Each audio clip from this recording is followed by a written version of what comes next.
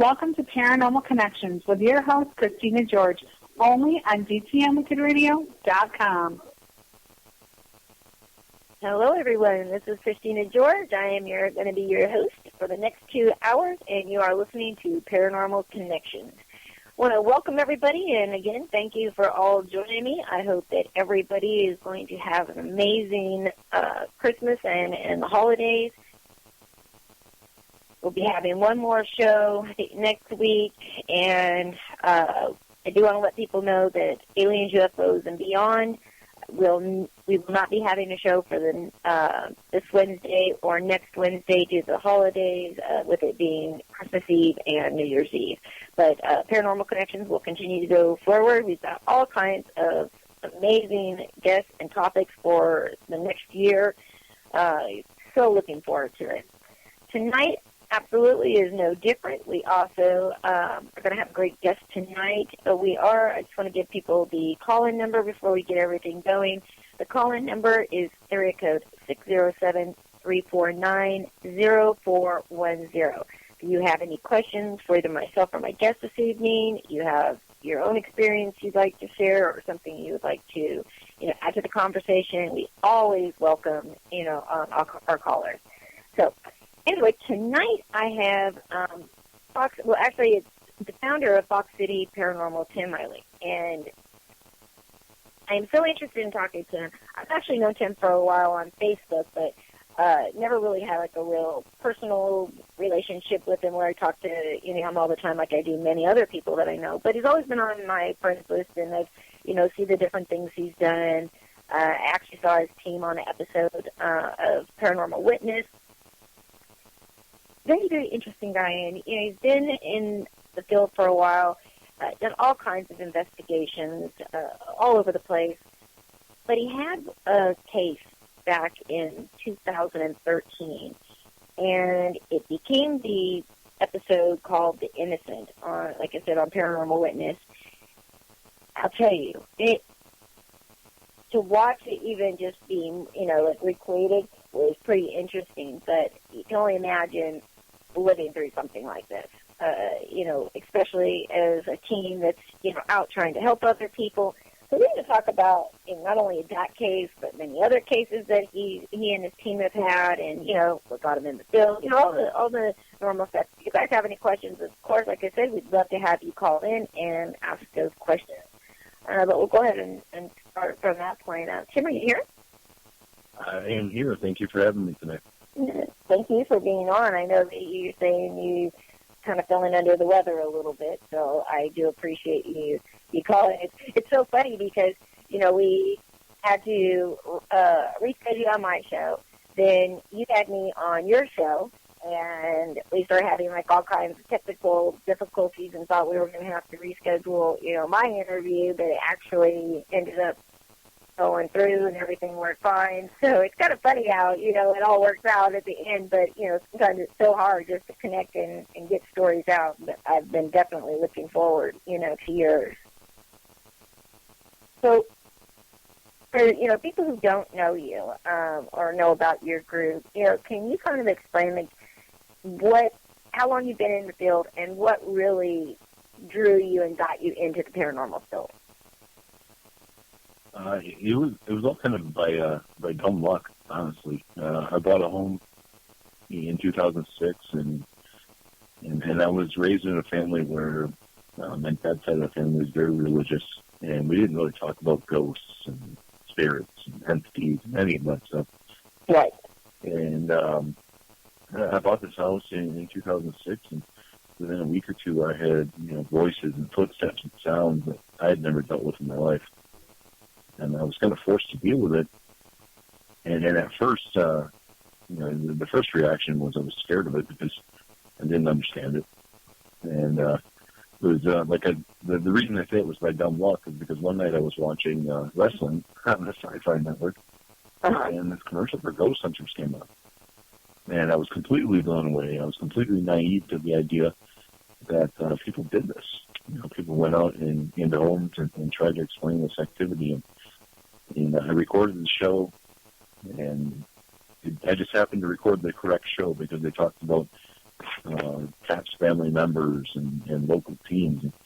And like I said, I was completely naive to the entire idea. I had no idea that there were teams in my area. And I tried to hold some of those teams through email, and I got no response. So my next course of action was to educate myself.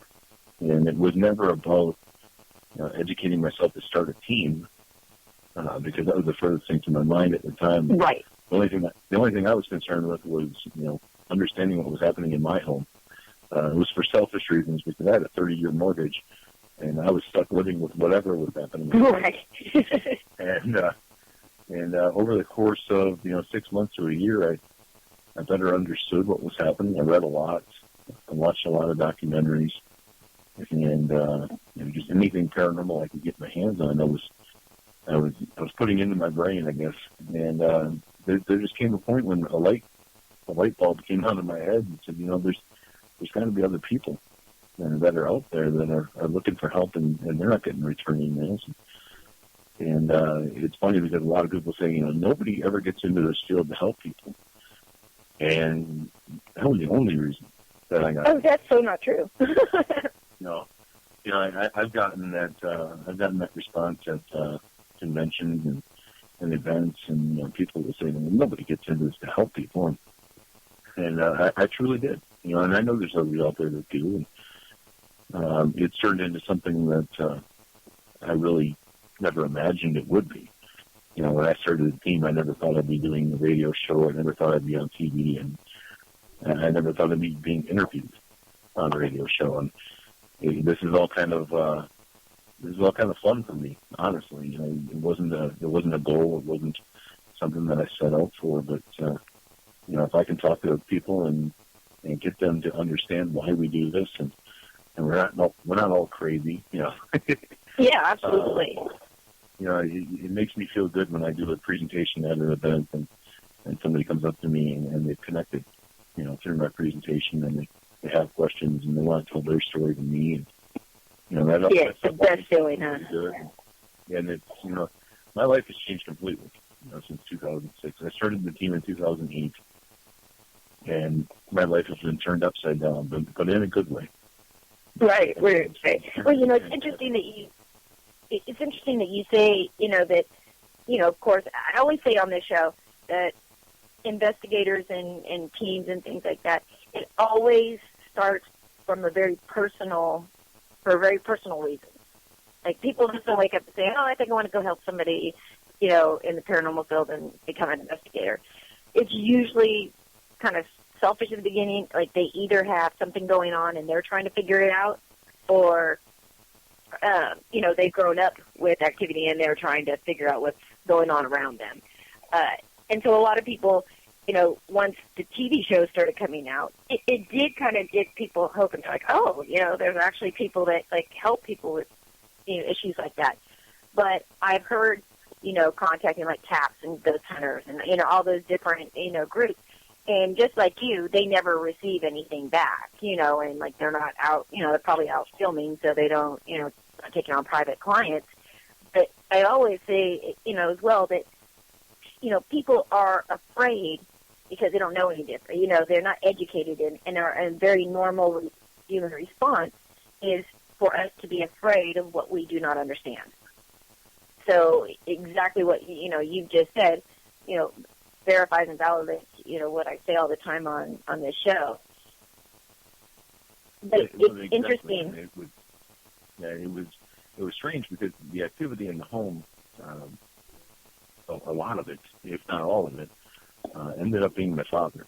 So, right. the reason that I was having this activity was nowhere near something to be afraid of.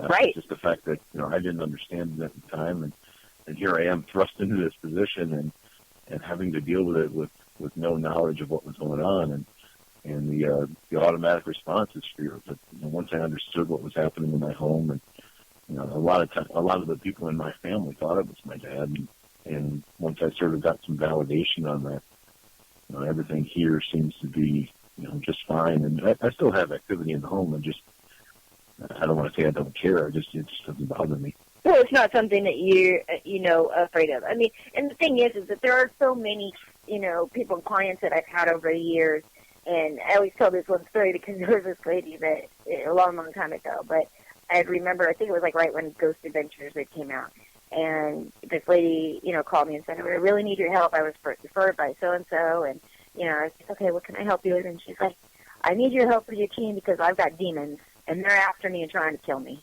And I was like, what do you mean? And she said, yep, I know it. And I was like, okay, so I, set everything up to go and talk to her. And one of the first things I said, well, why is it that you feel that whatever is going on in your home is demonic? And she said, well, because things have fallen off of the shelf, and she said, I felt pushed and touched. And she said, and, when things fly off the shelves, I watch that show, Ghost Adventures, and that's always a sign of demons. And all I could do was just roll my eyes like, oh, poor lady, And so when I get into the house and I start, sit down to, first I walked around, I sit down to do the reading, and the first thing that I encounter is this woman's, the client's mother, who had passed away. And the lady's got, like, her hands on her hips telling me, well, it's about time you got here. My daughter's so scared. She's thinking that I'm a demon. I'll never forget it. I started telling the lady and explaining all the things and giving, information, and all of a sudden her jaw just dropped. And she's like, so it's not a demon? And I'm like, no, it's just your mom. And she's like, okay, well, thank you very much. I don't need your help anymore. And, like, that was literally the end of it because, she's like, okay, well, if it's not something that's going to hurt me. And all it was that, and actually I missed a part because she had set it all up, and then the night before I actually went there, she called me, like, in the middle of the morning, like, so upset, and she said, somebody went and sat by my bed next to me, and she's like, and then all of a sudden, it started squeezing me, and it was trying to take all of the breath out of me. And what it was that she was actually, her mom had just recently passed, and mom was there, but the client was sitting on the bed crying. And the mom actually sat down and tried to give her a hug, and she felt that. And just the fact that she felt that squeeze, she thought they were trying to kill her. So knowing that it wasn't, then knowing it was her mother and that was a hug she was giving her, and the different things that were happening was her trying to get her attention and let her know that she was there. But unfortunately, instead, it was scaring her, and that's, like none of our family members that come back and try to interact with us want to scare us. Like, it's so not about that. They're just trying to let us know that they're there. And so for your father, it's like a lot of times just simple acknowledgement, that, okay, I get it, you're here, and, I'm glad you're here, and hello, and, simple acknowledgement, but changes everything. So I can completely understand why, there is no reason for you to be scared of what's going on or really care one way or another because you know who it is. You're not in any kind of danger. So, you just acknowledge every once in a while and live together. It's actually gotten to the point now where I'll sit down and watch a game, and while the game is going on, I'll just kind of look over on the couch and talk to him like he's there because, I know he's with me a lot. And it's so interesting, you relay the story about the hug. I've had a lot of clients myself that will misinterpret things, touches and hugs and, even marks, like if they get scratched, the thing I tell them is a scratch isn't automatically demonic activity. It's just right. We don't realize how much effort and how much energy it takes for them to physically touch us. Absolutely. When they're finally able to do that, now all of a sudden you have this mark on your arm. Well, it wasn't intended as a bad thing, but, we see this mark on our arm, we automatically jump to the worst case scenario. And a lot of, what I do at conventions and events is try to educate people, and make them understand that, TV and movies want you to think that all of this stuff is horrible and it's evil, but 95% or 99% of what we deal with is beautiful. It really is. I've dealt with so many returning family members, and I don't think that's evil at all. And I think TV and movies have done one great thing. They've kind of opened the door for us. We're not looked at as this this segment of the population that is strange anymore. And, you know, a lot of times people think it's incredible what I do, but the only reason they think that is because they've seen it on TV. But on the opposite side, on the opposite side of that coin, you know, it also, you know, they watch these shows and it's depicted as this horrible thing more times than not. And I just wish that we could actually, you know, find a way to let people know that are watching these shows and have never dealt with, you know, an investigation or a spirit in their own home. And this stuff isn't always bad. I so agree. And I mean, that's what people do need to understand. And I think that, again, you know, having people like you and I and so many others that do go out and lecture, I think it does give the public, you know, a different outlook. Because I have to keep reminding people all the time that, you know, they have to remember that the stuff that they see on TV, even though it is promoted as, you know, reality TV and things like that, you know, it's like when we're out investigating, you know, we don't, and we're videotaping, like we don't stop and like redo it, you know, take 15 takes to get it so the lighting's right and everything looks great and people's reactions are what they are and all this kind of stuff, you know.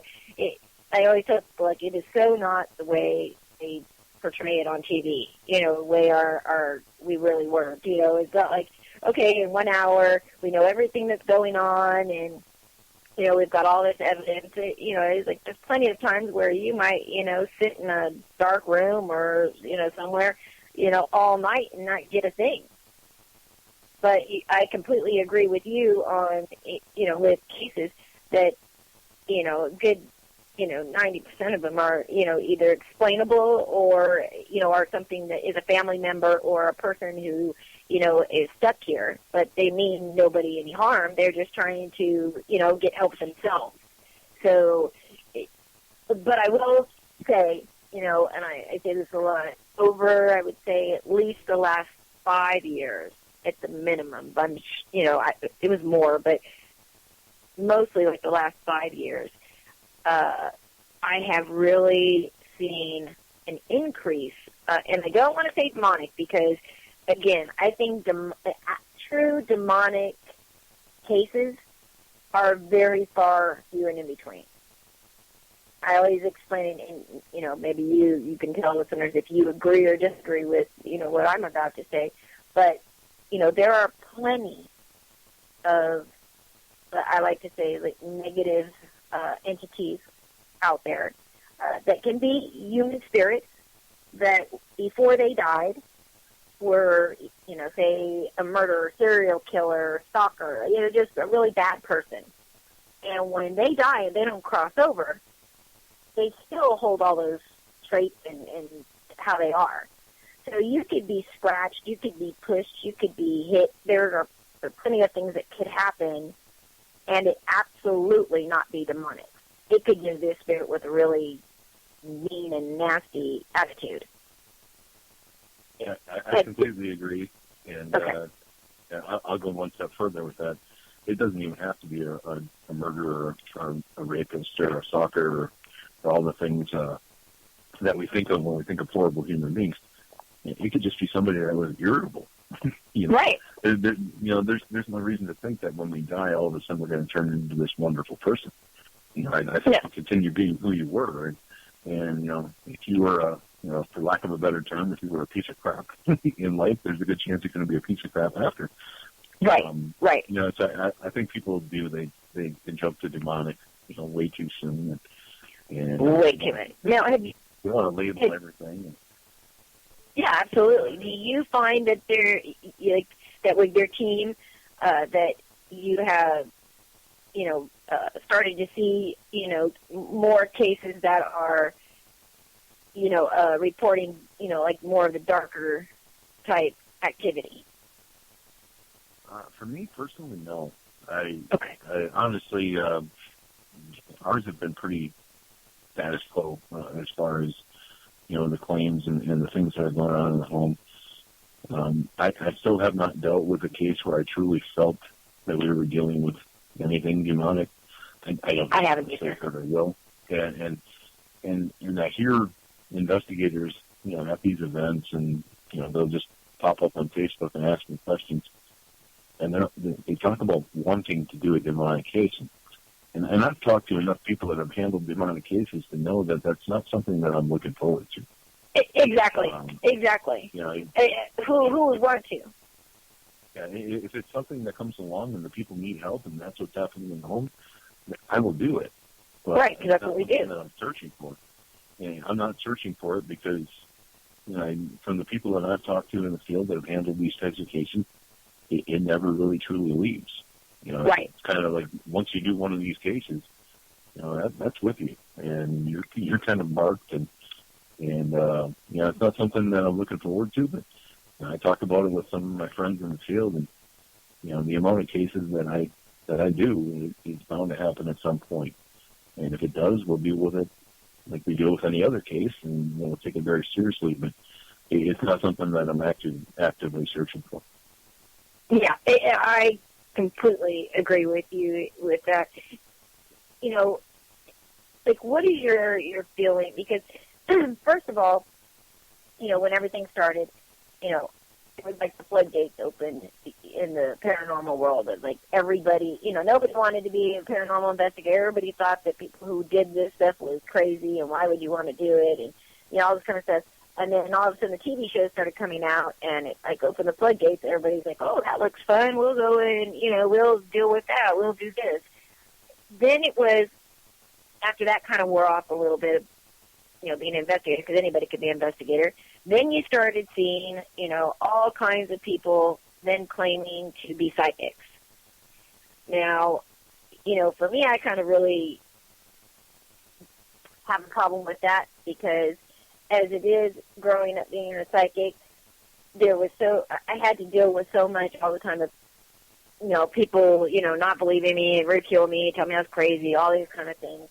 And then we get, all of a sudden, it's like, now people think that it's like this great thing to claim, like, hey, I'm a psychic. And I started seeing, you know, people that I had known for years on Facebook and never heard anything about them being a psychic. Then I'd see them changing a name to, you know, medium so-and-so, or psychic medium so-and-so. And I'm just like, the heck? Like, where did this come from? You know? And then the next thing was, all of a sudden, everybody now is claiming that they're a demonologist.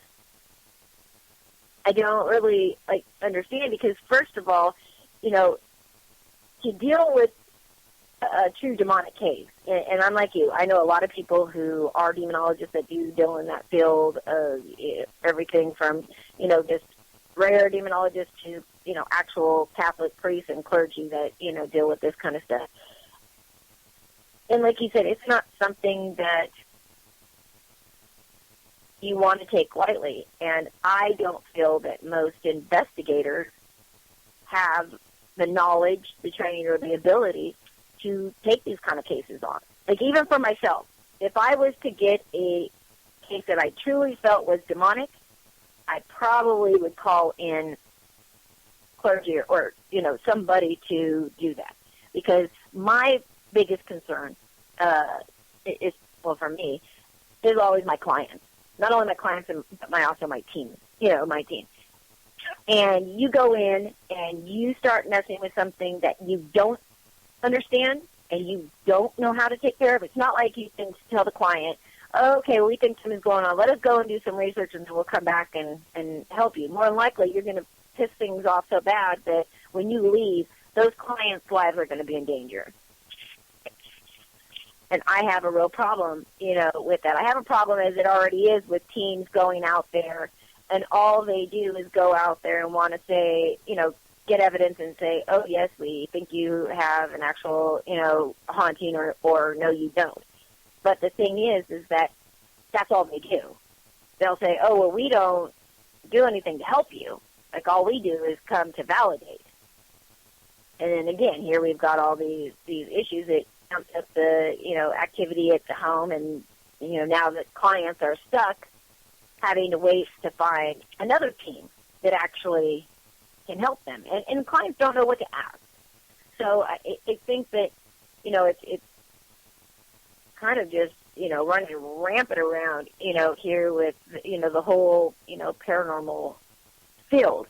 Do you think that there needs to be, at some point, because of everything that's going on, do you think that they was going to need, like, maybe, like, I don't even know how you would put it together, but like an overseeing body, for the paranormal, and maybe classes that you need to take, or you have to be registered to investigate, and go through a background check, or any of these kind of things. I mean, what's your thoughts on that?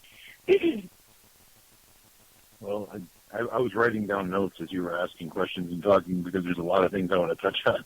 Awesome.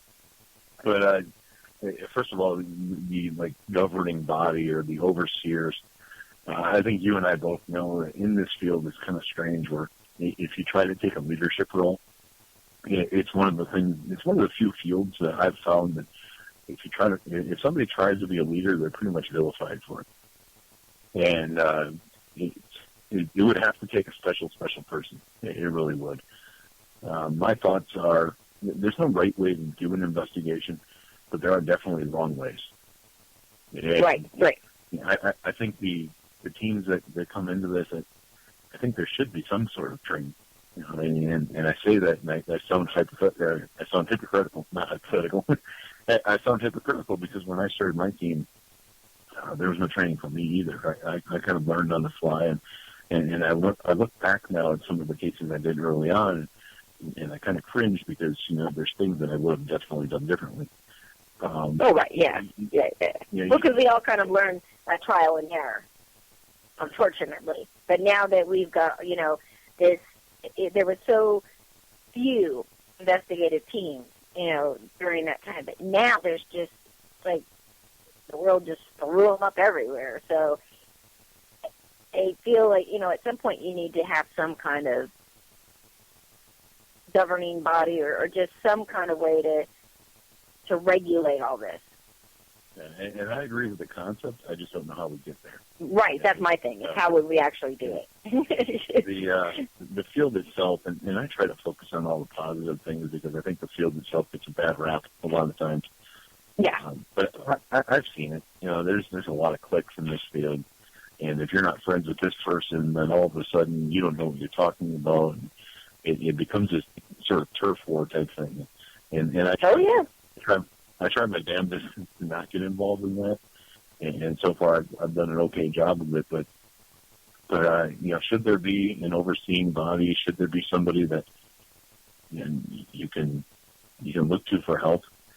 For me personally, I've only been doing this for 7 years, but I have developed this amazing network of friends, and it's weird because everybody that I've come in contact with sees me as little brother, and they want to tell me everything they know, and they want to share advice, and I have this amazing network of people that if I do run into a case that I don't think I can handle myself, I can bring in these people, and not every team has that.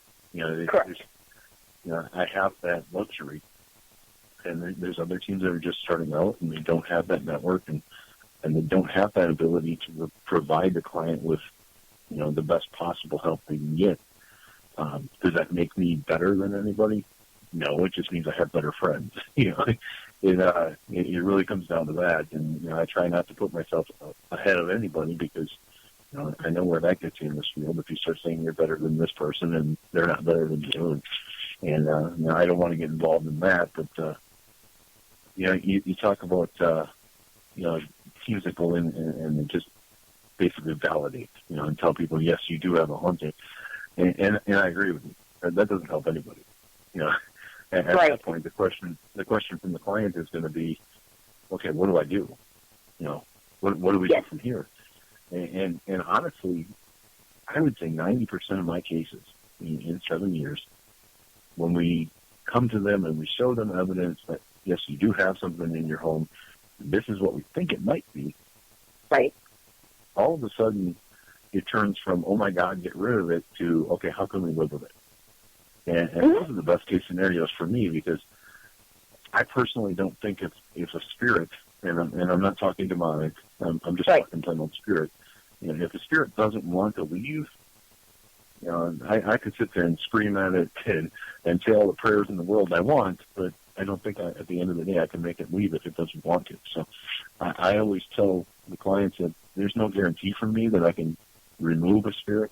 I have people, I have very good friends that are better at it than me, and I can bring them in, and we can certainly try. But I don't think there's any guarantees with what I do, and I guess for that reason, there's never been a discussion of me charging for anything, and that's a whole other subject that we could probably talk about for an hour and a half. But it's just it's something where it is all about the claim, and I'm one of those guys that firmly believes that. And you talked about earlier when you were talking about psychics and demonologists and these labels that are being thrown around. And I'm going to say this off the cuff, and I swear I'm joking, so I don't want to get hate mail. But honestly, on Facebook, if you have to label yourself as psychic so-and-so or demonologist so-and-so, you probably aren't. Right. More for attention. If you have to advertise yourself as this, and this is what I do, that just means that you're looking for attention. And I agree.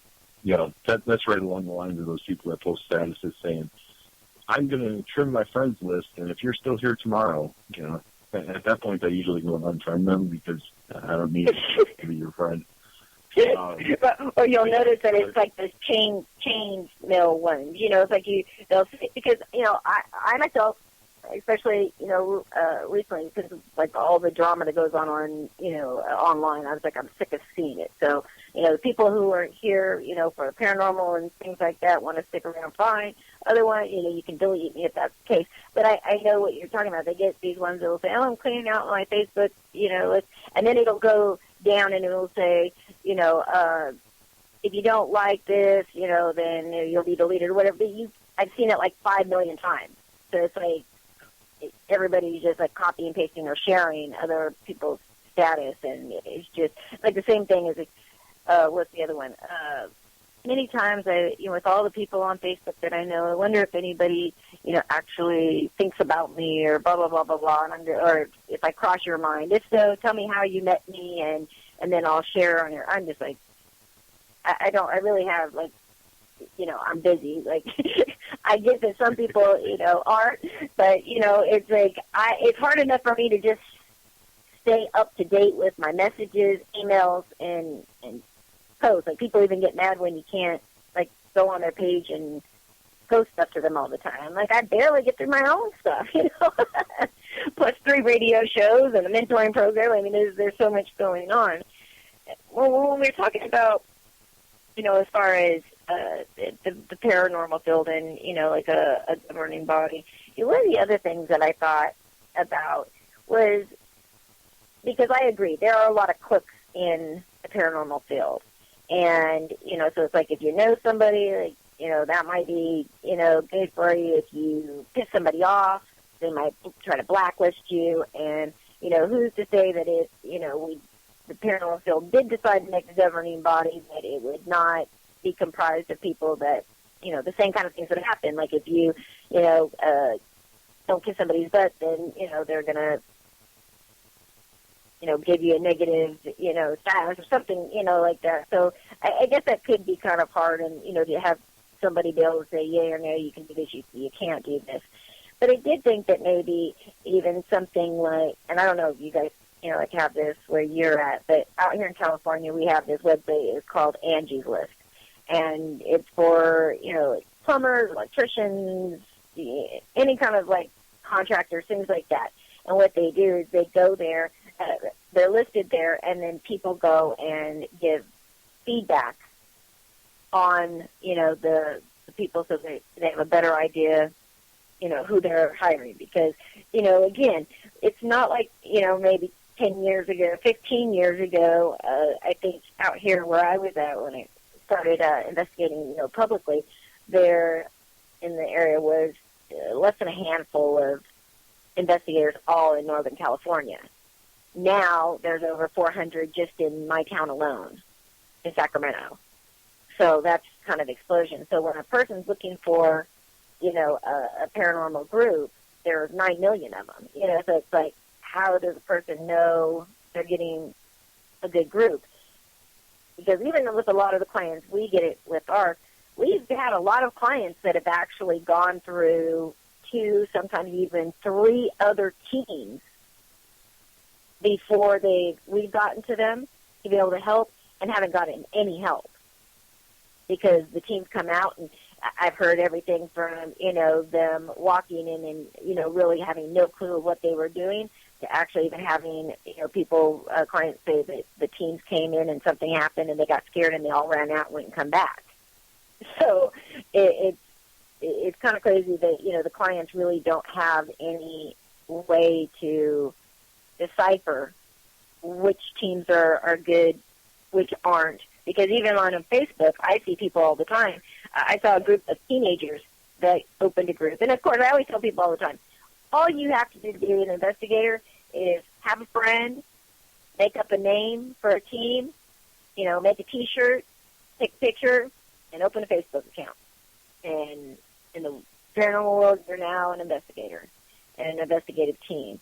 So, and these teenagers, there's like 7 of them, and they were trying to say that they had like 15 years experience investigating. And they couldn't even been more than like 21. So I'm like, okay, so you've got a team and been investigating since you guys were, in diapers? Or are you guys trying to take each, person's couple of years in the field and add them all together and make it seem more? I don't get it. But I really feel like, for the clients, that's what we're here for, is to be able to help them. And I just think that, it's very hard for them to be able to decipher. So, I was talking to a few people about, possibly putting together like a website and like a national website where teams can come and register. And, then when they do have clients or whatever, those clients could then go and leave feedback as far as was the team able to help them, not able to help them, good or bad, indifferent. At least there's somewhere where people could go and be able to find something. Like, what are your thoughts about something like that? Well, again, I agree in principle, but there's one big thing that makes me shy away from that idea. Since the episode of Paranormal Witness came out, there's been quite a few people that have contacted me for investigations, and I'm not here to talk badly about clients, because the clients I've had have been great, but some of the people that contacted me really want a ghost.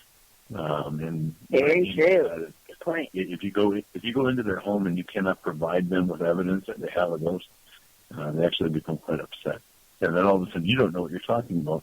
And I fear that if we had one of those databases and people could go and leave comments about things that your team has done, I don't think it would be completely unbiased.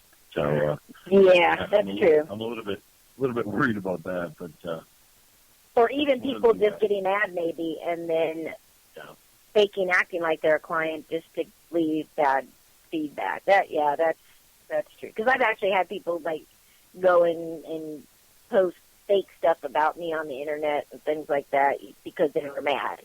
So I was, I guess it's like if everybody tries to like think of ways that could kind of not only help the field, but to help the clients be able to find, good teams. But there really is. There's kind of like downsides to all of it right now. It's sad to say, but now, do you think that, in the next few years, do you think that the fascination and the explosion of teams and investigators will kind of die off, or do you think that, this is going to continue from here on out?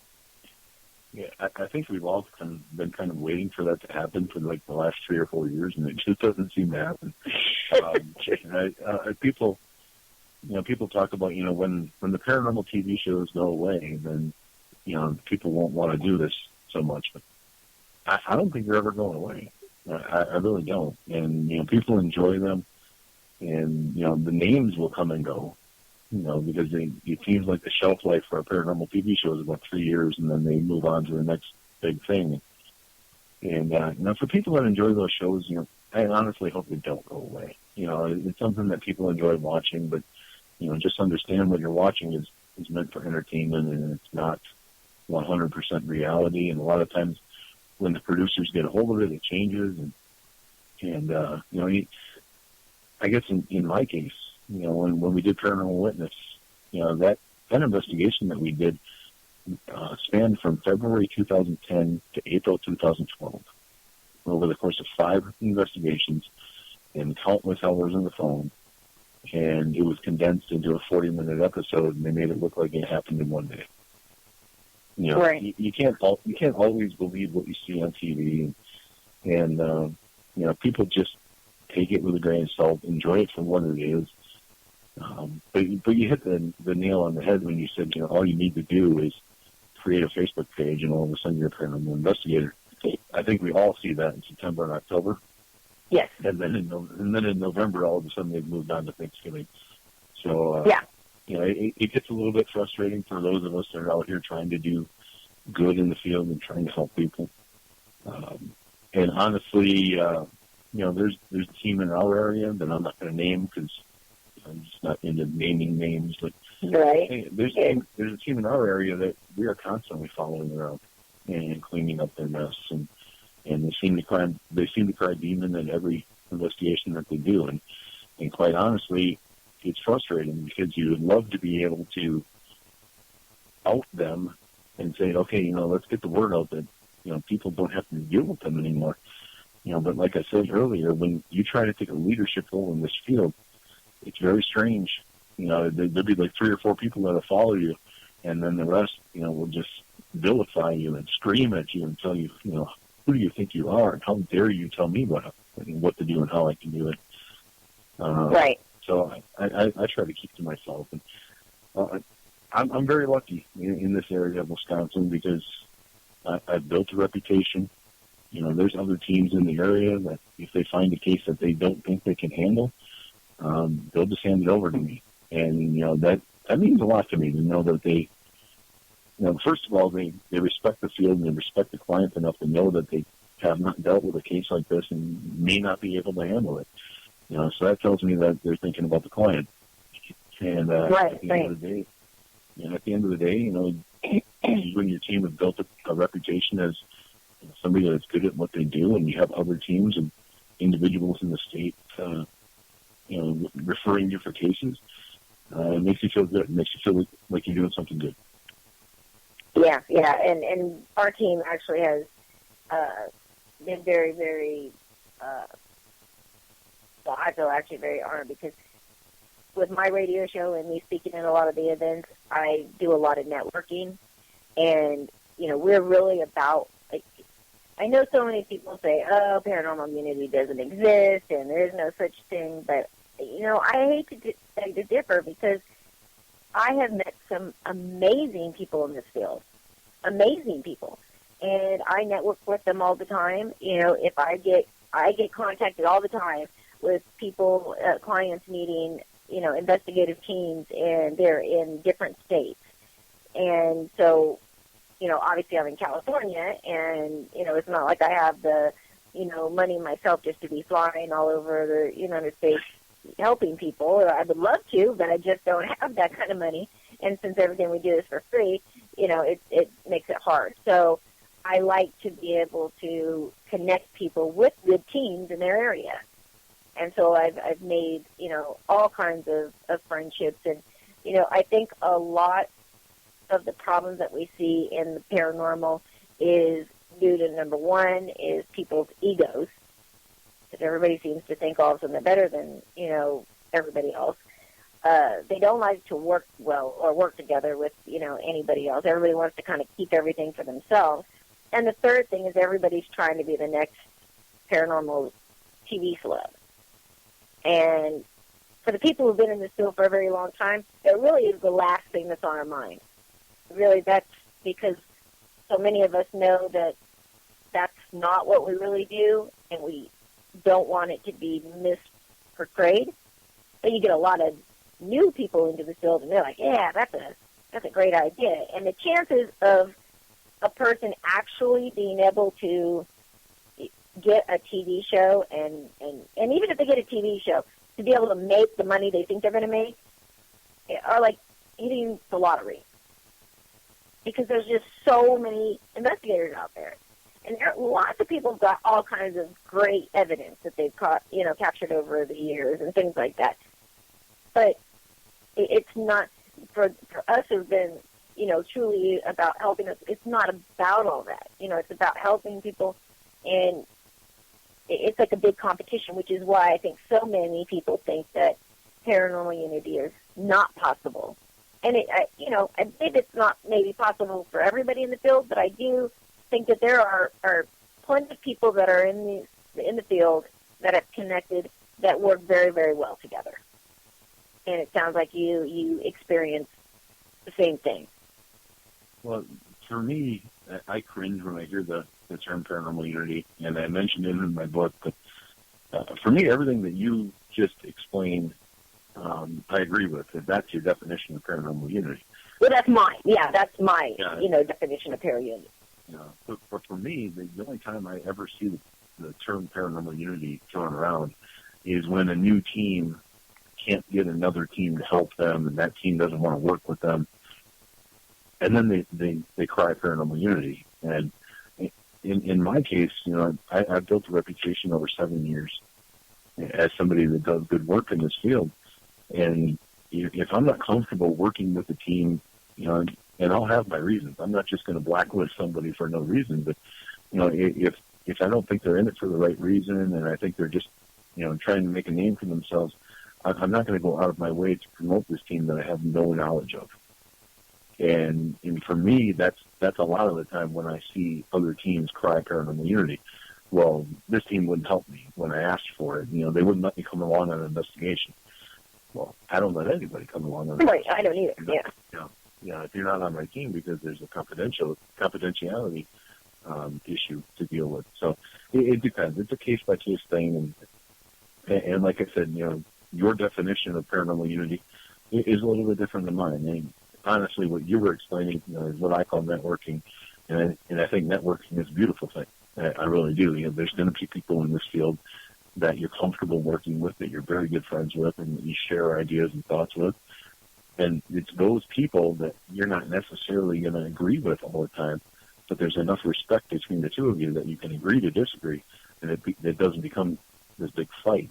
And I think that's what this field needs more of. Right. Well, and maybe that's what I'll start, using is, paranormal networking. It's I think, like I said, sorry, when I think of paranormal unity, I look at it as, people in the paranormal field that, are out there working together, in unifying, themselves and uniting together to help, each other and to help, the clients in the field progress. And as I said, it's definitely not everybody, and there's a lot of people that are so very negative in this field that it's absolutely nothing about anything positive. But for me, that's good and bad and positive, negative, and everything in every walk of life and everything that surrounds us. So it's what we choose to surround ourselves with. So for those people, if they're negative, like I don't have any time for them. I don't need to work with you. I don't need any of this kind of stuff. There's plenty of, people out there that you can gravitate that like all that kind of stuff. But I think that, we do have a lot of people feel that, are interested in not only helping the client and not only helping to educate the public, but also to help, instead of criticize and put down the new investigators, things like that, and they're really sometimes lack of knowledge in the field. It's one of those things that there's a lot of us out there that are actually trying to help these investigators instead of bash them and, claim that they're, trying to, scam somebody out of something because they see something in a picture that they assume is, paranormal. Because there is a lot of us in the field that have been here for a very, very long time. I mean, I've been in it, a lot longer than you, and you just even in your 7 years, with all the cases that you get, you see so many different things. And, you start to find, out and learn about, matrixing and, in photos and how different things can, look a certain way, and if a bug is flying through, what it can, make it look like on a photo, and the speed of the camera and the shot, just so many things that factor in. For many of us, again, that have been in here a long time, when people start, they take pictures like outside, and there's a bunch of like dirt and stuff lying around because they're walking on dirt roads, and they're saying, "Look at all the spirits and all the orbs." It makes me want to just bang my head on the wall sometimes. But the thing is that, again, until these investigators have some kind of training or education in the field, like, it's not their fault that they don't understand. They get all excited because they're thinking that they're capturing something. And so we do need, I think, researchers and investigators out there to, continue to gather evidence and, help to bring it forward and, all this stuff, and work to show that, what the work that we do is for a reason. It really does help people, and we really, are able to make a difference in people's lives. So there is no way to educate people. And, I would like, and I know that my team is working on making some free training videos to put up on YouTube for, new teams and investigators, in the hopes that it might help somebody. Because I keep seeing all these teams now that are looking at another way to make money, and so they'll say, they've just now gotten the field, and they're, wanting to charge, a couple $100 for a paranormal class, and I'm just like, it's like, what's that going to do? Most people, don't have the money to go and disposable income to go pay for a paranormal, class, so they're probably not going to take it.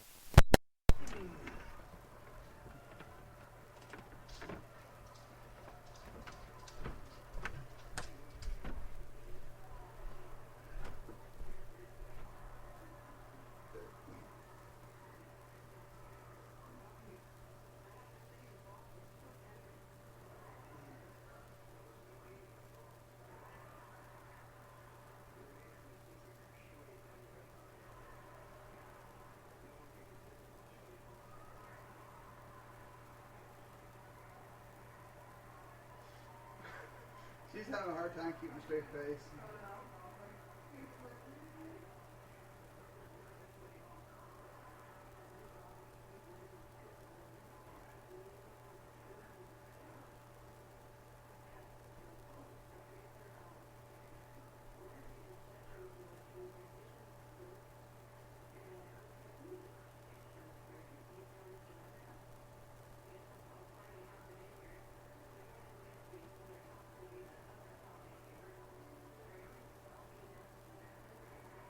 Big salty nuts.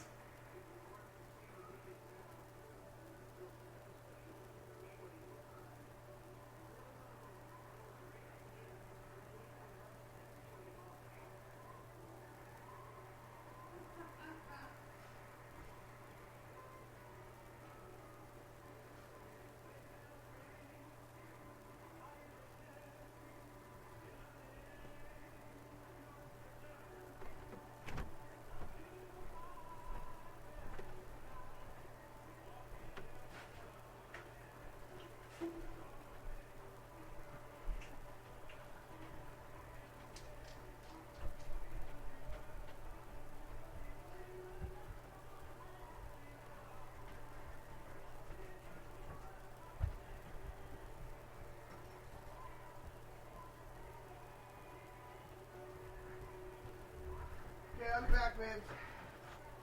I'll put no more on.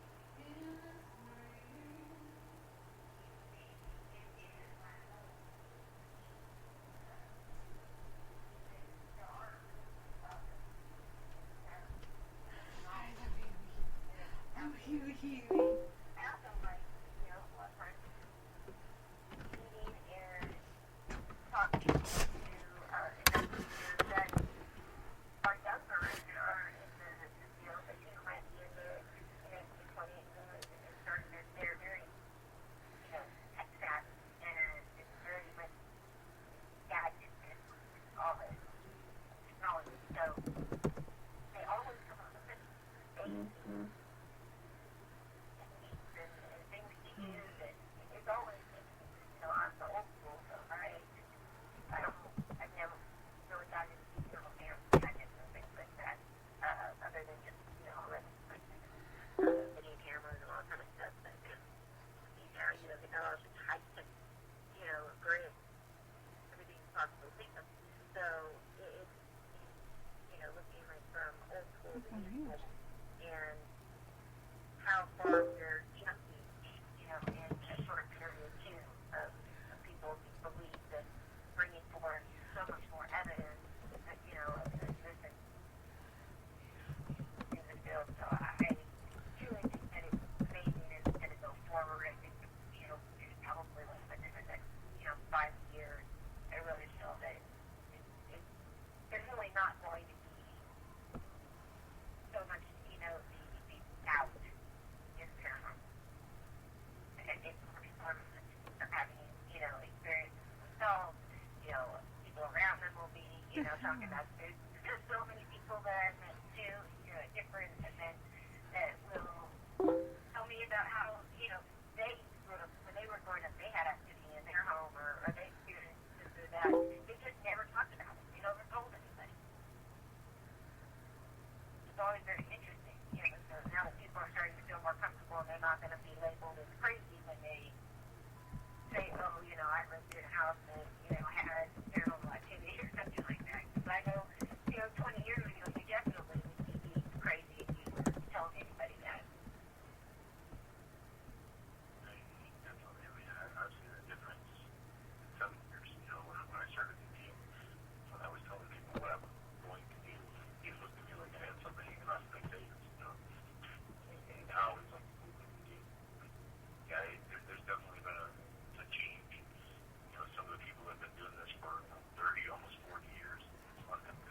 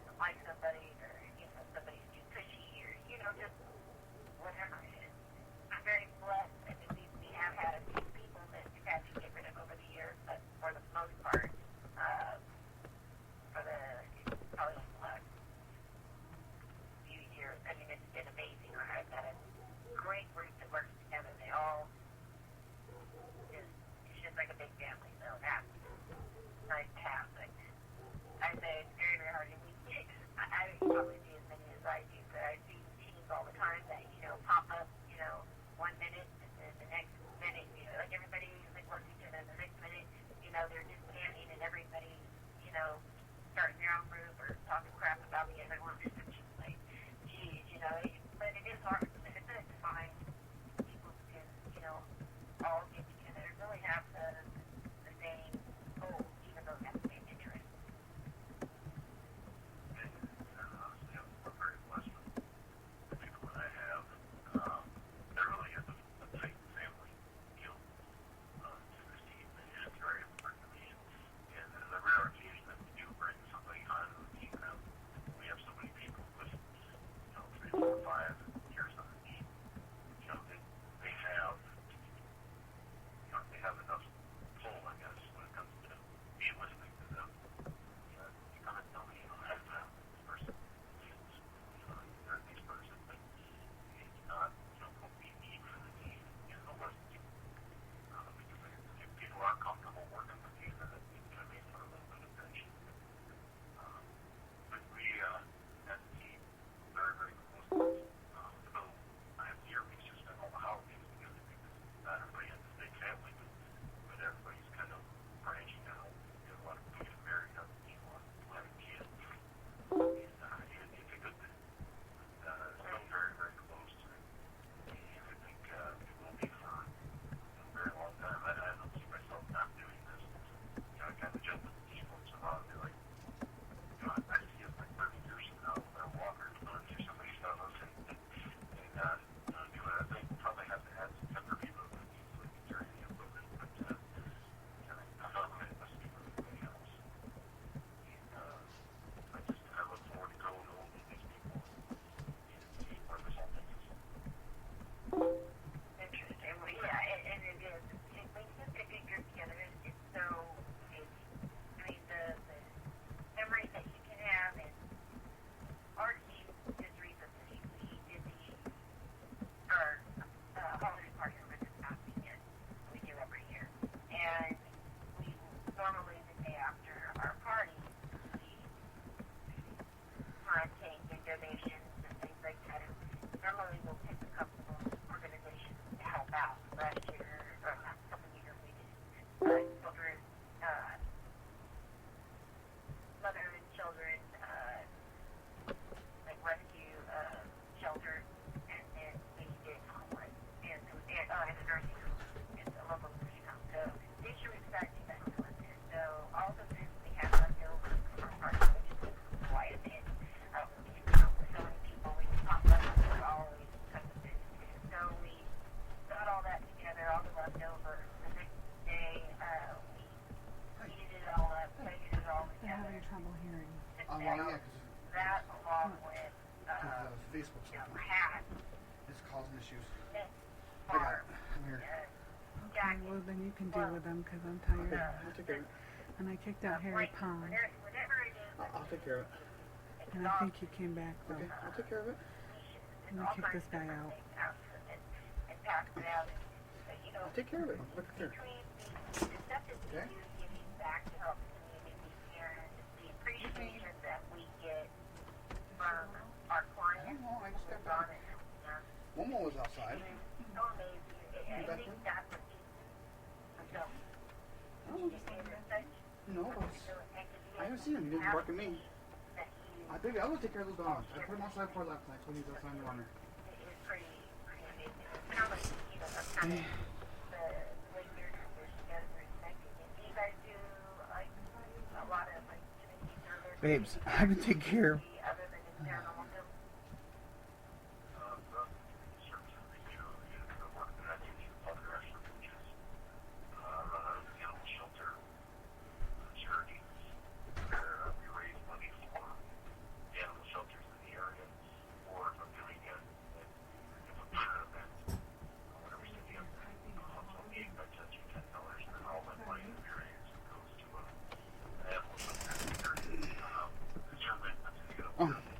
No, it's not on you. Love being able to help and love giving back and getting pictures and stuff from from the shelters with the dogs that have been adopted out, and that's where the charitable efforts for us are focused on. Wow, that's amazing. I absolutely love that because I'm a big lover of animals, and like our team helps out as like a horse rescue as well. But it's something I don't think people really understand. Like, most rescues are full to capacity, and the shelters, everything, and the amount of need and help that's out there. So I think that's, do you guys, specialize like in rescuing like certain breeds, or do you just open to whatever? Just any dogs in the shelter. Focus on dogs because that's my love. People that are listening probably know my story with Murray. And we have 2 other shelter rescuers, and I also do have a cat, but he acts like a dog. So basically, we have 4 dogs, and I love them all. Murray will always have a special place in my heart. But we do whatever we can to give back, and sometimes I wish we could do more. But it's just basic. There's no special breed. Honestly, if there was a breed, it would probably be pit bull because Murray is half pit bull, and I think a lot of times the pit bull breed itself gets a bad rap, and people need to realize that it's all about how you raise an animal, and right. You turn any breed of animal into a bad dog if you try hard enough, and Murray wouldn't hurt a fly, and he's half pit bull, so it's I like to get that point across with people that it's not the breed, it's the people that raise these dogs, and you can raise any dog to be a cuddle dog, and I've got 3 of them, and I'm sure once I get off the air here and I go sit down on the couch, I'll have all 3 of them around me again. Yeah, absolutely. Oh, yeah. And I mean, and they're like your best friend. And the interesting thing is that you can have an abused dog that you rescue. And these dogs, once you can show them, that you show them some love and attention, like they'll just let everything go and be your best friend. So when they say, animal is man's best friend, they're not joking because they become almost like your own family, and it's so very interesting. Now, since you have 3 dogs, how do they pick up on the activity that goes on around the house? Well, one of the reasons I felt validated in this house was because of Murray. He's been with me since 2006, and when I brought him into the home, I had been living here for about a month when I got him from the shelter, and he started following everything that I was hearing. So I knew he was seeing it, I knew he was hearing it, and honestly, it sounds silly, but the dog made me feel less crazy because somebody else was experiencing what I was. Up until then, I just felt silly. But as far as the others, Maggie's about 2 years old. She's a boxer pug mix, and she's got a little bit of crazy in her, honestly. And I don't know if she actually picks up on a whole lot other than what's going on around her. We just rescued a 13-year-old black lab from the shelter, and she barks once in a while at things that none of us see. But with Murray, honestly, I think he's just gotten so used to it that he doesn't react to it anymore. He's been living with it for 8 years, and just gotten to the point where it's kind of old hat to him. But in the beginning, yeah. In the beginning, he did pick up on things, and he'd be a little bit more outspoken about it, and bark and growl, which is odd for him because he doesn't do that anyway. So, in the past 7 years, how many cases do you think you've done at this point? I try to look back, and I don't want to be one of those people that exaggerates, because I hate it when people are like, I've got 5 years of experience and I got 600 cases under my belt. Exactly. You've done one every 3 days. Exactly. Yeah, sure. But for me, in 7 years, a conservative estimate, I would say somewhere between 125 and 135 residential cases. And honestly, for the first year, I think we had 2. Things were a little slow in the first year, and then it really picked up to the point where there was a couple of years we did, I think, like 30 cases, 2 years in a row, and that's more than one every other weekend. So things were busy. I didn't have much of a life at that point, and we're getting a lot more calls. Things have slowed down in the area now, and I think we probably do about 10 or 12 a year now, which, I guess it all works itself out. You get more family time. I'm not one of those people that has to do a case every weekend, because honestly, if I'm doing a case, that means there's a family out there that needs help. And if there's ever a time when the families don't need help anymore and I don't have anything to do, I'm certainly not going to sit here and wish bad things on people so that I have something to do. So, when we're needed, we do it. When we're not, that's when we concentrate on family and doing these events.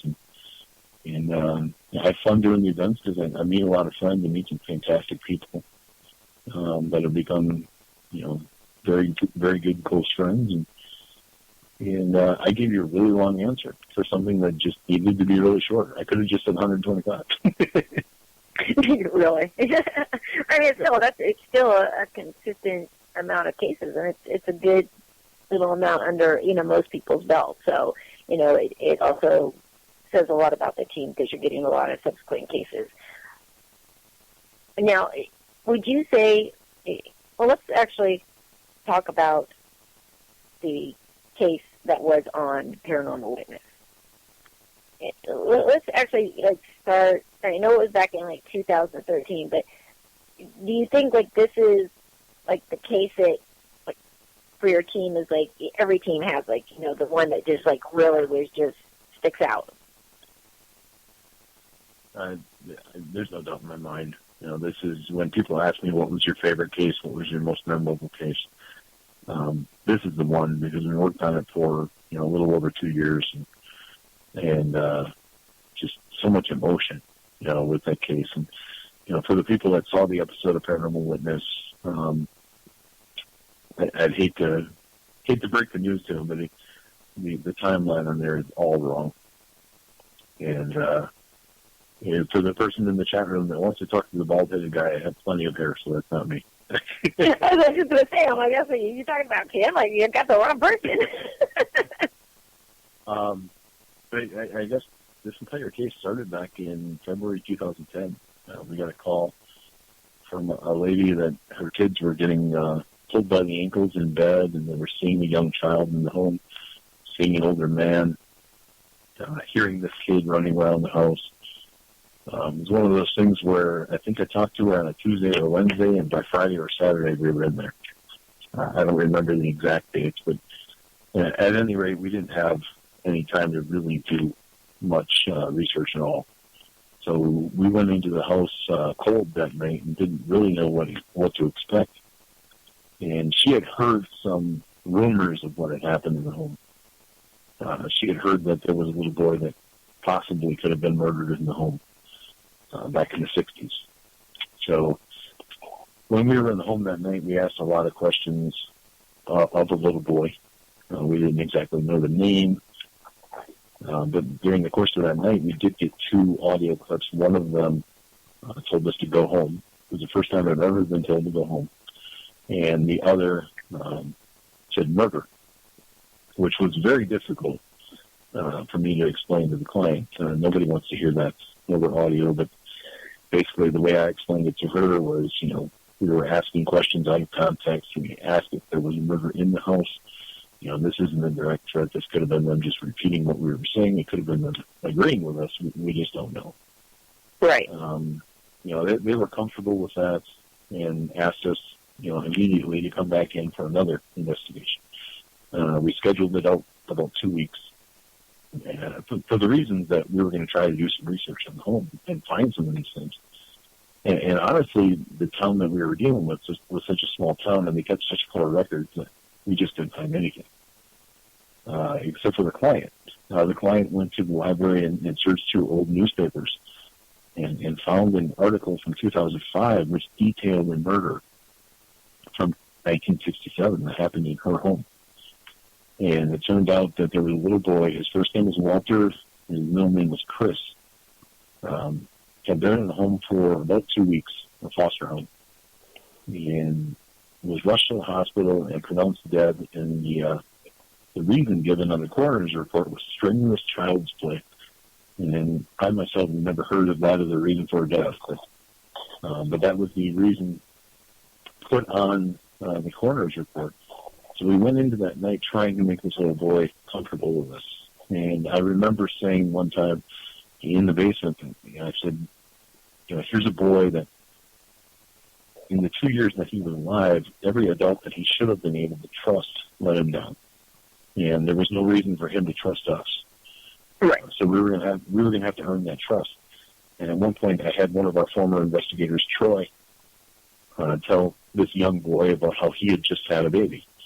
His wife had just had a baby boy, and I wanted Troy to tell this boy all about how he felt about it and how much he loved his son, and just let this little boy know that, there's good people in the world, and, there's people that you can trust. And at one point I said, the newspaper says your name is Walter Kristen, but it also says that you prefer to be called Chris. I said, I want to call you by your correct name, so would you like us to call you Walter, or would you like us to call you Chris? And we got an audio clip that night that said my name is Chris, which was one of the most amazing and one of the most sad audio clips that I had ever listened to. It really broke my heart to hear that, because here I am, talking to this 2-year-old boy. And we came back with the evidence that we got from that night, and still had not done much in the way of, I guess, providing answers. I mean, we thought we knew who we were dealing with as far as the little boy. And the family asked us to come in 2 more times, and honestly, the 3rd and 4th investigation didn't yield anything of any note. And I was actually starting to get quite frustrated because I felt like I was letting them down. And it wasn't until April of 2012 that I called in a good friend of mine, Scotty Rourke, good friend now. At the point we called him in, I'd never met him. I knew of him, and I'd talked to him a few times on the phone. I had just started a radio show on his network. And I called him up, and I asked him if he'd be willing to help us out on a case. And he immediately said yes, and then he told me, don't tell me where it is. So I didn't. I gave him my address. He came up, and we had dinner together before we left. We got in the car to go to this car going out in the middle of nowhere with no idea where I'm going. And so it's kind of funny for him. And just interesting stuff that night. Before we even got to the building, he was telling us things that had happened in the home that we had experienced, which was strange. So we got to the home, we did a walk through the home, and he told us where everything had happened, that we had experienced things through the first 4 investigations. We got into the building to do the investigation in the basement, and he did a transmediumship. First time I'd ever been witness to anything like that. And it was just, it was amazing, because we were able to talk to this young boy through Scotty, and just to hear him say, my name is Chris, was just an amazing thing. And, at one point, I asked Scotty, I said, does he know who I am? And Scotty said, yes, he knows you're Tim, and he trusts you. And I don't think I've cried any harder than that on an investigation, because we had worked for 2 years to get this little boy to trust us. And to get that message was simply amazing. And later that night, we were able to move Chris to wherever we moved him. And I'm not here to tell anybody what their beliefs are, so wherever you think that great spot is, whether it's heaven, whether it's somewhere else, I really believe that Chris moved on to a better place. And if you watch the show, they talk about the sister throughout throughout the show. Right. In reality, the sister doesn't show up until 6 months after. It's October of 2012, and she shows up in front of the house because it's the 45th anniversary of Chris's death, and she happened to be at that foster house herself. Wow. So she showed up in front of the house, and she was crying, and the client came out and talked to her and found out who she was, and immediately had her call me. And it was the most difficult phone call I've ever taken in my life, because you and I both know that there's people in this world that love what we do, and there's people in this world that absolutely cannot stand what we do. Absolutely. And I didn't know where this lady, I didn't know where she stood, what her beliefs were. So when I answered the phone, I said the only thing that came to my head at the time. And I said, hi, my name is Tim, and I love your brother like he was my own.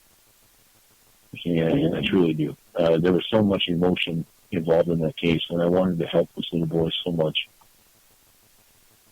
It meant so much to me to be able to help him. We talk about, a lot of times we in the field talk about helping clients. Well, in this instance, we also help the spirit. And that meant a lot to me. And, there's just certain things about that entire case that it ate at me. It really did. It's still a case that I think about every day. I think about Chris every day. I smile when I think about him. And it's just something that it happened so early, from years 2 to 4. In my paranormal, I don't know what to call it. I guess we'll call it a career, but it's a case that was just so perfect. It had a beginning and a middle and an end. And not every team, not every individual in this field has a case like that. Right. And I almost find myself searching for that next case. The next one that's going to mean that much. And I haven't found it yet. And honestly, I don't know if I ever will. Well, there's certain, certain people, especially if, if you're not very connected, like, with your abilities and things like that. But there's certain, spirits that their energy is just so strong. And again, when they trust you and you build that rapport, they come and they really, really connect with you. For me, it's a little bit opposite from most people. I want to help, the clients like everybody does, but my biggest concern is the spirits. And maybe, because I'm a psychic medium, maybe that's the reason. But the thing is, I can see them, I can interact with them. I've asked many questions of spirits that I've been, encountered over the years, because I always never could understand that if there are other people that can, see, hear, and communicate with the spirits, how come nobody's asking any questions? It always baffled me, or a person would say, oh, yes, I can, see them, hear them, and communicate with them, but they use a spirit guide to get information. And I'm like, well, why? I mean, to me, it made no sense, because it's like, me calling up somebody else, a third party, and I ask them to ask you all the questions for the interview while I'm on the phone with you, and I could ask you myself. So I asked a lot of questions, and, the thing is there was so many reasons that spirits didn't cross over to wherever they go, because I can't give an answer either. I do know that they cross over, and I know things that when they cross over, things are different for them. When they have not crossed over, not like they can, they're coming and going, things like that. Some of them are basically detained where they died or whatever happened. Some of them, will come and go, but it's not like once they cross over, they'll come and visit family all the time and go back or wherever, go visit whoever, and they just kind of do it at will. The ones that were left in, I found that so many of them either died tragically, died suddenly, and they didn't know that they had died,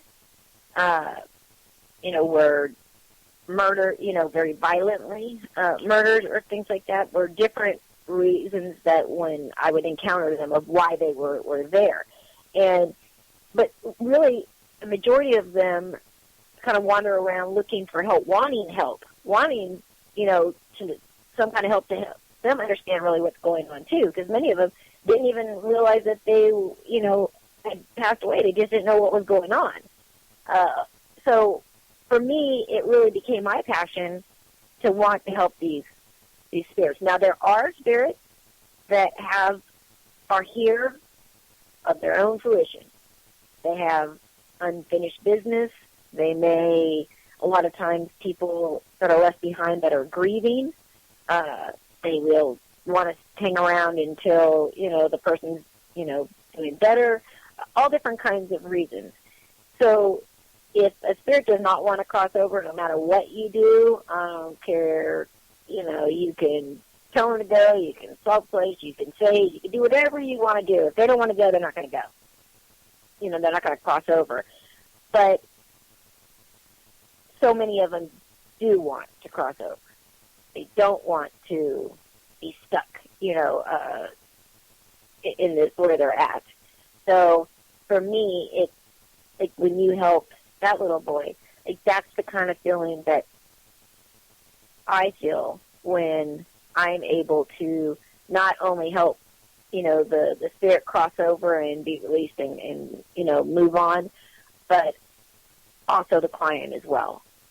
So for me, it's kind of, you know, I get a double whammy of that, you know, feel good.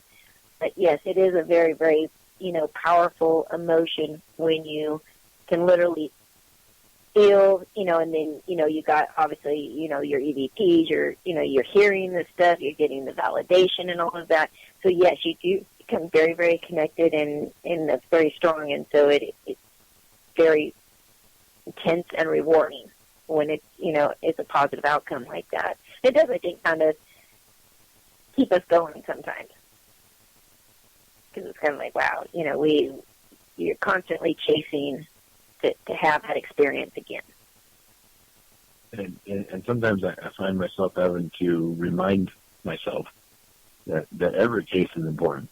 You know, I sometimes it's disappointing when the cases don't seem as important, and I have to fight against that and remind myself that every case is important. You know, and it's just human nature, I guess. You know, it happened so early on, you know, in what I did and what I'm doing, that you almost get spoiled and you expect every case to be like that, and that's just not the case. Right. And again, sometimes it's nothing at all. And there are, you know, as we both know, many explanations for a lot of things that people think are paranormal. It's always funny because the very first team I started out on in the very beginning, they used to hate it. They loved the fact that I was a psychic, so I could help, you know, the whole part of the investigation of giving them extra answers. But they hated the fact that the investigative side of me, you know, would go in and, like, debunk everything else. Like, if I didn't see anything and there was nothing there or whatever, and, you know, like, one thing was, you know, the person was saying that they would go into the bathroom and they would get locked in the bathroom and they couldn't get out. And then somebody would come from the other side and just open the door and let them out. Well, I put, you know, something on the inside and, you know, then tried, they couldn't get in and open it. Then I went in, and what had happened is that if you turned it the regular way, it wouldn't open. But if you turned it the opposite way, it would open the door. So it was like backwards. So it was, you know, very simple things that, you know, explained a lot of things. Them hearing creaking, you know, a lot of old houses settle all the time. They're constantly, you'll hear creaks and different movements, and again, doesn't mean that there's anything there, anything, you know, any kind of paranormal activity in there. So it's interesting, all the different aspects that can go into this, but it also, I've had clients just like you that when you go in there, they're pretty much already convinced that they know it. You would think that many people would be relieved, but they don't. It's almost like now they want to have, you know, they want it to be, you know, that's what's going on, so they have their own experience. Unfortunately, there's a segment of the population that watches these TV shows and thinks that, you know, if they have a case like that, if they have a haunting like that, they're going to get on TV. And I've been asked before, do you know this person? Can you get them here? And that kind of sends up a red flag, as do, whether or not this is genuine or you're just looking for attention. I try to see the good in people. I try to give them the benefit of the doubt. And sometimes you just deal with people, like you said, who really want something to be there, and you just can't provide that for them. And then the reaction is anger. Right. Well, I was looking, and I also wanted to talk a little bit. Now, I know that you are going to be part of what's called a paranormal reality experience in January, end of January, correct? Correct. I'm going to be in Ocala, Florida, I believe, January 23rd to the 25th, and the event is called the Paranormal Reality Experience. And it's going to be a unique opportunity for me because I'm going to be on a panel, and that's the Paranormal Reality Experience. We're all on a panel for 3 hours, and you'll get everybody's input. And I'm up there with people like John Zaffis and Brian Cano, Scott Tupperman, Steve from the Dead Files. I can't read his last name, so I don't want to. Some amazing people. Scotty's going to be there. Scotty's going to be there. But a lot of well-known people. People that have been in the field for a very good amount of time, and definitely, and you included. So it sounds like a great experience. And I mean, I think that panels are important. I mean, a lot of the conventions that I go to, especially like the UFO conventions, they usually do have a panel of speakers or whatever that are up there, answering questions and things like that. And they always seem to go over really, really well because there is a lot of people out there that just have so many questions. So what better than to give, these people opportunity to pick the brains of, a whole bunch of different people. And for me, honestly, the biggest treat of the entire weekend is that we get to do 2 investigations. And a lot of times when you deal with residential investigations only, for me at least, I don't allow myself to have fun because I don't think I should be having fun at the family's expense. Mm-hmm. Right. We're going into buildings, and I get to investigate with John Zaffis for the first time. And for me, that's kind of fun. It's like, hey, I can cross that off my bucket list. There you go. I have a lot of respect for John. John's a good friend, and it'd be the first time I ever get to, that chance to investigate with him. So, a lot of things happen in my life now that wouldn't happen if I wouldn't be in the paranormal field. And I sound corny every time I say it, but it's the truth. I mean, I love this field so much. It has given me so much personally in my life, and whatever I can do to give back to it, I will. I think I owe it that. That's awesome. Now, let's go back to cases, because obviously we talked about, that case, and that was, probably one of your most emotional cases.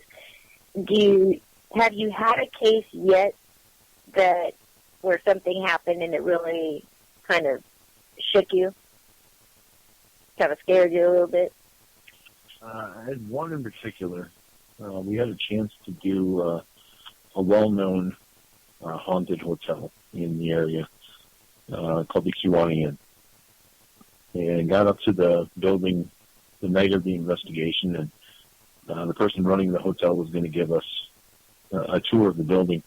And while we were getting the tour, he said, we also own a funeral parlor across the street. It's not a funeral home anymore, but it was, and it's still, the basement is still all set up for it. And, some other teams have been up here, and they've gotten things in that building. If you want to go over there, you're welcome to. And of course, it figured, because we only brought enough equipment that night for the inn, but we didn't want to pass up the opportunity to investigate the funeral home. So we went over there and took the tour. And during one of our rotations, it was myself, Todd, and Tony sitting in a room that seemed to have housed the water heater and the furnace and that type of stuff. And there was a little hallway to the left, and I happened to be standing in that doorway. And Todd had his flashlight on, looking for things, and the light illuminated enough in that hallway for me to see what appeared to be a lady hanging from the ceiling. And you don't want to talk about being shook. Yeah. I was definitely shook. It was a moment for me where all I could get out of my mouth was no. And then after being asked a few times by Todd and Tony, I finally, said no, because it was something I had never dealt with before. And I guess the biggest thing for me was just the shock and not knowing why she had showed herself to me like that. And the reason I say that is because it didn't look like she had hung herself. It looked like she had been placed there, like she was hanging there. And I describe it very graphically normally, but it almost looked like she had been put on a meat hook. And it was that disturbing for me. And it took a long time for me to get over that. So, when you talk about things shaking you to your core and things you remember, that's definitely on top of the list.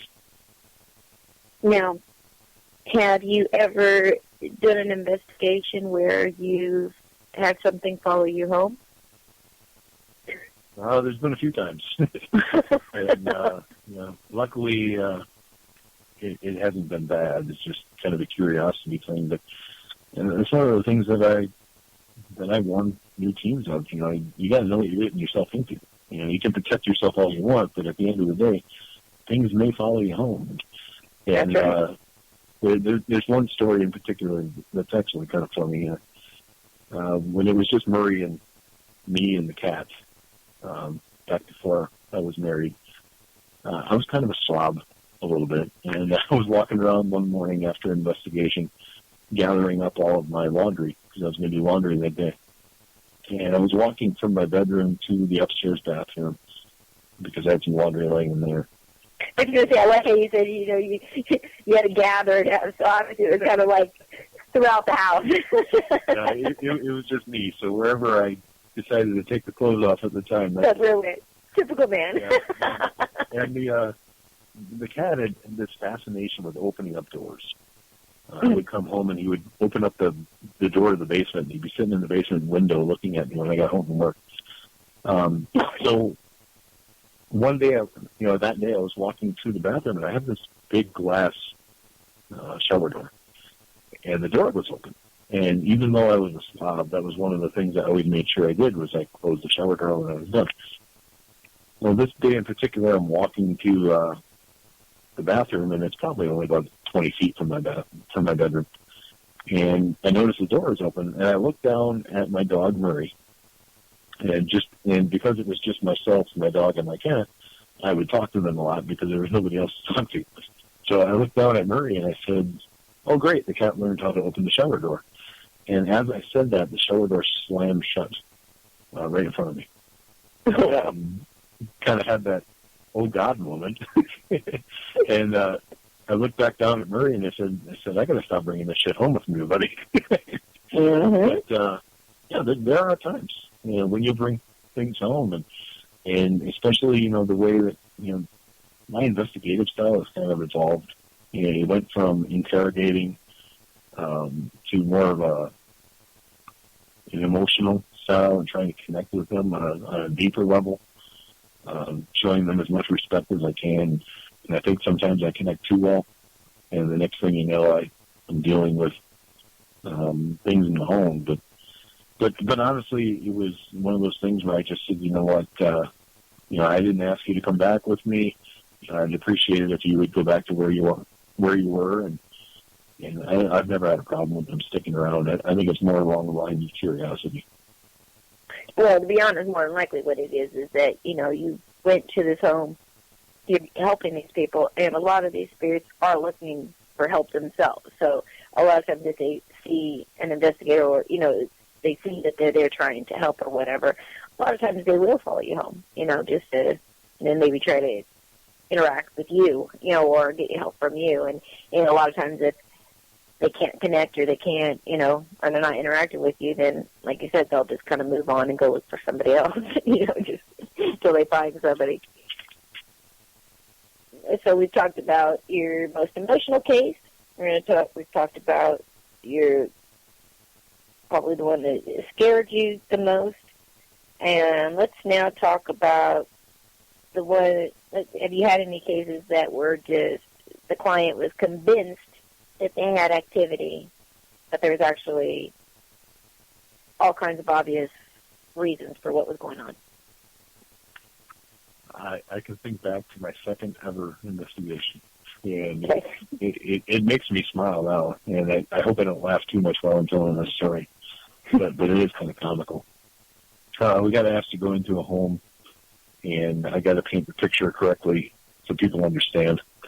It was a very small duplex, very small, and in the living room they had, I got to get this right, they had 4 cats, I believe 3 birds, and I think there was 2 rabbits. And they were all in cages. Well, the cats weren't, but the birds and the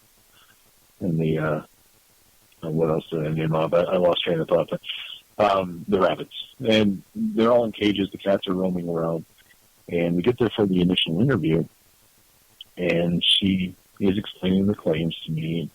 And one of the claims is that the plates on her wall, she had decorative plates hanging on the wall in the kitchen, and the plates would shake, and she couldn't understand why. And the first thing I asked her was, okay, do you have a train? Are there tracks in the area? That seemed like the most obvious thing to me. Mm-hmm. And she swore up and down there was no train. And I gave her the benefit of the doubt because I didn't know the area very well. And we continued on, and she told me that the back door, the pantry door, always swung open. And it seemed to only swing open when the back door was open, which was only about 4 feet away from the pantry door. So it seemed pretty obvious to me also, that the pantry door was not latching, and when you opened up the back door, it changed the air pressure, and the door sucked open, and, end of discussion. And I went over there, and sure enough, I opened the back door, and the pantry door swung right open, and I said, I don't think this is a ghost at all. So we went and we sat in the living room and we continued to talk, and all of a sudden I hear a train, and it's very loud. And all of the plates in her kitchen wall started shaking. Mm-hmm. And I swear to you, she looked at me and said, see, there's the ghost. And it was all I could do to not laugh at the poor lady. Right. And it was like, how are you not putting 2 and 2 together here? But, it goes back to that discussion before where some people just want a ghost so bad. And they insisted that we come in and do an investigation. So we did. It was early and I needed the experience, so we agreed to do the investigation. We got there the night of the investigation, and the guy looks at me and he says, we have a new problem. And I said, okay, what's the new problem? He said, well, whoever's in this home isn't happy with us, and the couch smells like piss now. Oh, God. And I was like, oh, my God, this is not happening to me. And you have to be professional. Right. Oh, yeah. I can laugh about it now because it was 6 years ago, but honestly, I'm looking at it and I'm thinking to myself, it couldn't have been the 4 cats. It couldn't have been the 2 rabbits that you let out of the cage. It couldn't have been any of the birds that are flying around when nobody's here. It has to be the spirit that's mad and goes and pees on the couch because you're going to have an investigation. Yeah, so sometimes you just need to think about things logically, and I've run into that family that had an issue with being able to do that, but I don't want to paint a poor picture of the clients that I've had because 99% of my clients have been wonderful and they're great people. But you do run into the occasional client that they just want something so badly that they're not willing to take the answer no. Well, absolutely. And sometimes you will, encounter clients that absolutely do have some mental illness. And, no matter what you tell them, I had a client a long time ago who was schizophrenic. And I'm like, okay, well, there's, reasoning for it because there was nothing going on in the house. But it went from, that there was demons trying to, attack her. Then it went from, the government had tapped all of her phones and was listening to her and following her everywhere. I mean, it was kind of crazy. But as you said, like when you get a client, no matter what their story sounds like, no matter how crazy it sounds, no matter how delusional, you have to take every single case seriously and go in and do it professionally, and if nothing comes out of it, because I've actually known many people who do have mental illness and absolutely are in tune with what's going on and are being absolutely honest. So if you do have to, you can't just figure like, oh, okay, well, the person's got mental illness, we'll just discount everything, or schizophrenic, well, we'll have to discount everything. You still have to go in and be professional, see what you find. If you don't find anything, well, there's not much else you can do other than tell them that. And again, sometimes they do get very angry, and they'll want to go and get another team to come in and check. We actually had a case not too long ago. We went in there. There actually was something there. Got rid of what was the activity that was going on. Now, she did still have her mother was still there. The grandmother. She had passed away, and she still had the grandmother's ashes and, everything, and that was like the person closest to her. And she was still there with her and, encountered her quite often. And the woman actually is gifted herself. And so after all this, she saw the shadow figure of a woman. And, she contacts me, and she's, freaked out again because she says now, she thinks that she must have a demon this time because she saw, the shadow figure of what looked like a woman. And I was like, okay, demon, a woman, none of this really making any sense.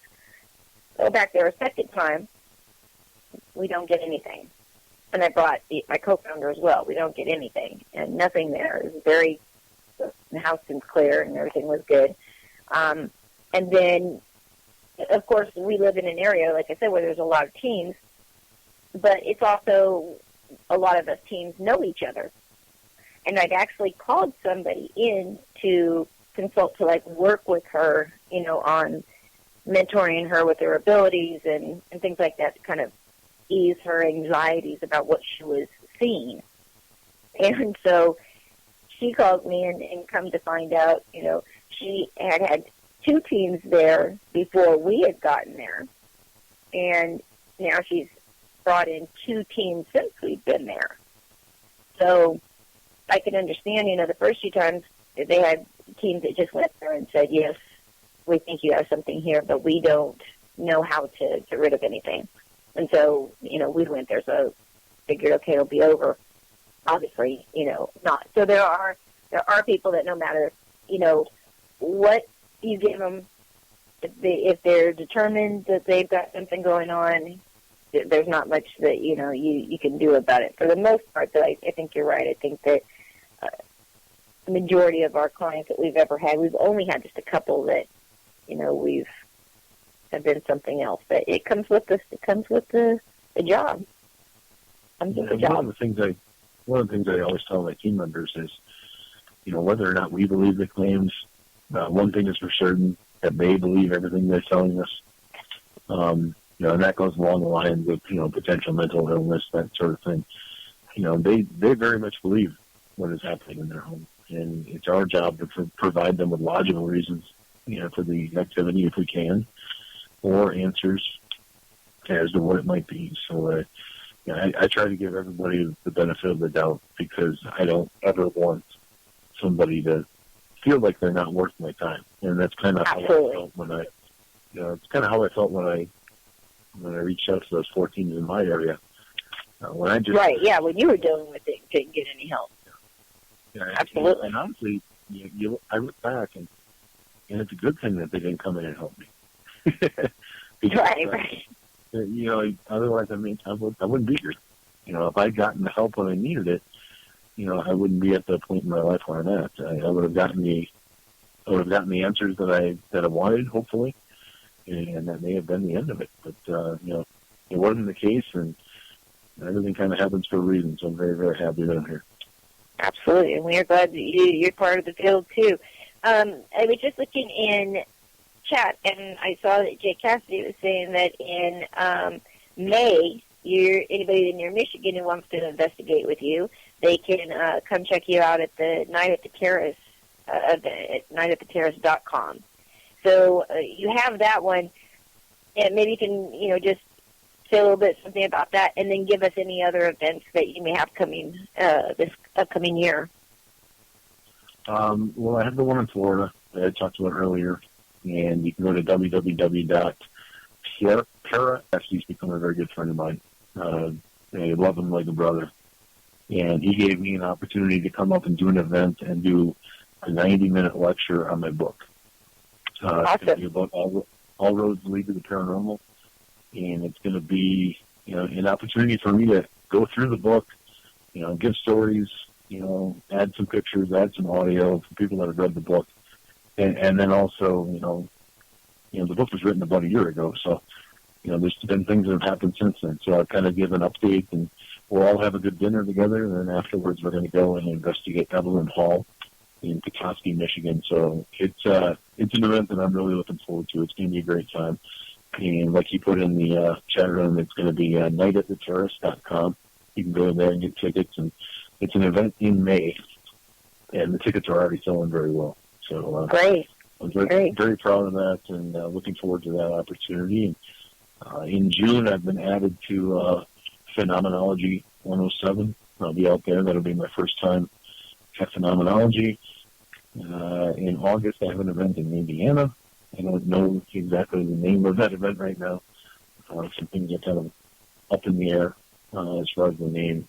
Either that or I'm just getting old and I can't remember. I do have an event in April that I can't talk about yet because nothing is signed.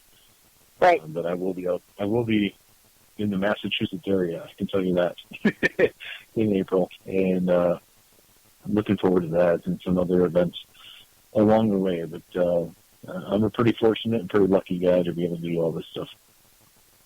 Absolutely, absolutely. And if you want to send me the links for those different events and things like that, I would be happy to put them on the our Facebook page for the show so that people can, be able to find it and check it out. And I encourage everybody out there. I have to say, we've had close to 80,000 live listeners tonight, so we want to appreciate and thank everybody out there for listening. It's always amazing. It just blows me away that each and every week that there's just so many people that actually come and are interested in what, myself and my guests have to say. So thank you so much for all of the support. But we definitely encourage you to check out the different events that Tim's going to be speaking at this year.